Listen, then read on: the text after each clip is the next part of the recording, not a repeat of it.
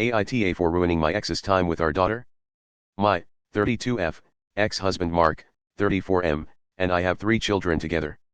2 boys and 1 girl, they're all 9 years old, triplets. Our daughter's name is Ellie, and she's always been much more sensitive than her brothers. She just behaved differently than they did, and in the beginning I dismissed it as the boys being identical and her being the fraternal triplet, but with time I realized it was more than that. Ellie was eventually diagnosed as autistic when she was 4.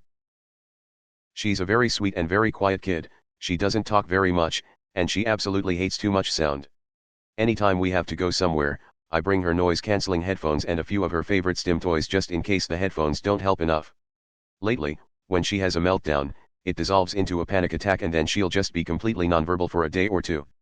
I hate seeing her go through that, so I do everything to help her manage and avoid her triggers as much as possible. Mark thinks I coddle her too much and that my efforts to help her avoid meltdowns and sensory overloads are actually just me giving in to her tantrums. He's gotten better about that mindset since his girlfriend Marissa, 33F, moved in with him, but sometimes he and I still argue about it.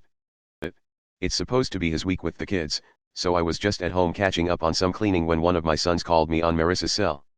He said that Ellie had shut herself in her closet and was refusing to come out, and that their dad was getting upset with her about it.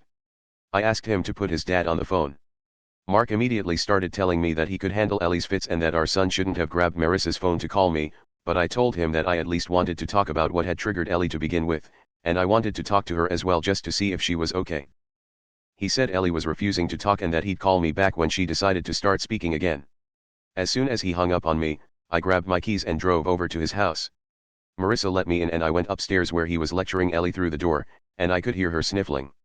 Mark looked pissed to see me but the boys were standing there so he didn't say anything about it. Eventually, I got Ellie to come out of the closet, and she burst into tears and begged me to take her home. She wouldn't let go of my hand and didn't want to go anywhere near her dad.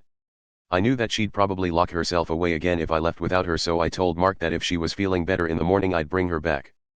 He texted me a few times after we left, saying I ruined his time with Ellie and the reason she hates it over there is because I always come to her rescue.